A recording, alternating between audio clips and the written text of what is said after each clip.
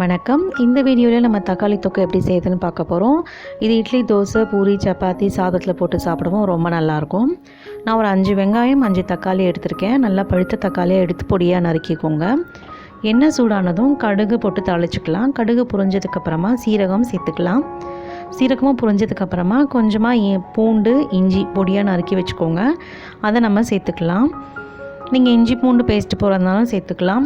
ஆனால் அதை விட இதுதான் ரொம்ப நல்ல ஃப்ளேவராக இருக்கும். இந்த மாதிரி நறுக்கி போடும்போது நல்ல ஒரு ஃப்ளேவரும் நல்ல ஒரு டேஸ்ட்டும் கொடுக்குது.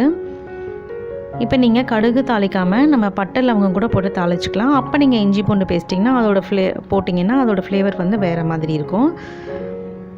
இப்போ இது நல்லா பொரிஞ்சதுக்கப்புறம் நம்ம பொடியாக நறுக்கின வெங்காயம் சேர்த்துக்கலாம். ஒரு 1/2 கிலோ வெங்காயம் எடுத்துக்கிட்டிங்கன்னா ஒரு 3/4 கிலோ தக்காளி அளவுக்கு சேர்க்கலாம். இதில் வெங்காயத்தை விட தக்காளி கொஞ்சம் கூட இருக்கணும், அப்போ தான் இது நல்லாயிருக்கும்.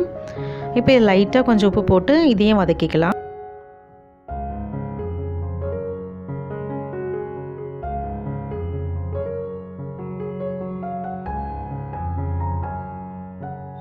ஃப்ளேவருக்காக நான் ஒரு 2 பச்சை மிளகா சேர்த்துக்கிறேன். இதையும் சேர்த்து நல்லா கொஞ்சம் வதங்கட்டும். வெங்காயம் நல்லா வதங்கினதுக்கப்புறமா நம்ம தக்காளியை சேர்த்துக்கலாம்.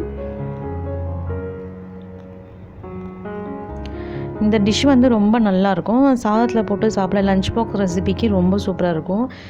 தக்காளி தொக்கு பண்ணிவிட்டு சாதத்தில் போட்டு கலந்துட்டு உருளைக்கிழங்கு சைட் டிஷ் வச்சா ரொம்ப சூப்பராக பசங்க விரும்பி சாப்பிடுவாங்க. இப்போ பொடியாக நறுக்கினா தக்காளி சேர்த்துக்கலாம். தக்காளி நீங்கள் செலக்ட் பண்ணும்போது நல்லா பழுத்த தக்காளியாக பார்த்து எடுத்துக்கோங்க. அப்போ தான் இந்த டிஷ்ஷுக்கு ரொம்ப நல்லாயிருக்கும். நல்லா வதங்கும், தக்காளி நல்லா ஸ்மாஷ் ஆகும். கொஞ்சம் காய்வாட்டாக எடுத்திங்கன்னா அது கொஞ்சம் கல்லுகள்லாம் அங்கங்கே அப்படியே இருக்கும், அதனால தான். இப்போ இந்த டிஷ்ஷுக்கு தேவையான அளவு உப்பும் சேர்த்துடலாம். இப்போ இந்த தக்காளி பார்த்திங்கன்னா நல்லா தண்ணி விட ஆரம்பிச்சிருச்சு. தக்காளி இருக்கிற அந்த ஜூஸ் எல்லாம் நல்லா இறங்கி நல்லா இந்த இதுலேயே நல்லா வதங்கி நல்லா வெந்துடும் அது தக்காளி. அப்போ உங்களுக்கு தொக்கு ரொம்ப அருமையாக இருக்கும். இப்போ இதை நல்லா கிளறி விட்டு கொஞ்சம் நேரம் நல்லா வதங்க விடலாம்.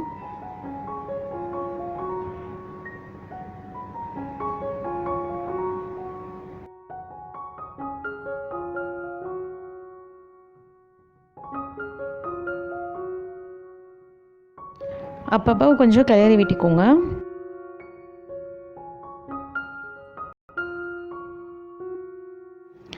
இப்போ இதில் 1/2 ஸ்பூன் மஞ்சள் தூள் சேர்த்துக்கலாம்.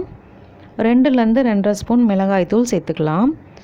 அவங்கவுங்க காரத்துக்கு ஏற்ற மாதிரி கூட குறைச்சி சேர்த்துக்கோங்க. இல்லை மிளகாய் தூள் தனியாக, தனியாக தூள் தனியாக சேர்த்துக்கினாலும் அப்படியே உங்கள் சேர்த்துக்கோங்க. இப்போ இதில் 2.5 ஸ்பூன் மிளகாய் தூள் சேர்த்துருக்கேன்.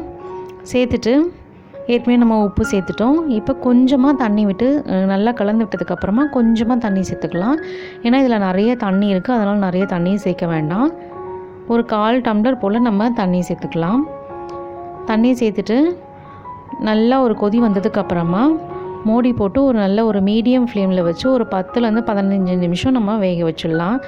அப்பப்போ இதை நல்லா கிளறி விட்டுட்டே இருங்க, இல்லைனா அடி பிடிச்சிடும்.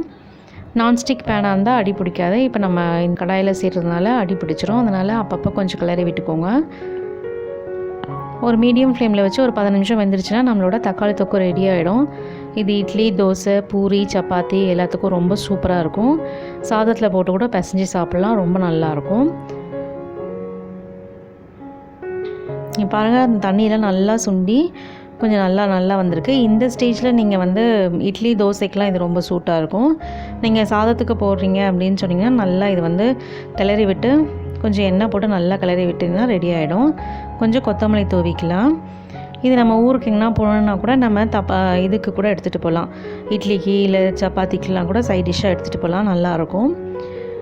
இப்போ சுவையான தக்காளி தொக்கு எப்படி செய்கிறதுன்னு பார்த்தோம். நீங்களும் ட்ரை பண்ணி பாருங்கள், எப்படி வந்ததுன்னு சொல்லுங்கள். இன்னும் ஒரு இன்ட்ரெஸ்டிங்கான ரெசிபியோடு உங்கள் அடுத்த வீடியோவில் சந்திக்கிறேன். நன்றி.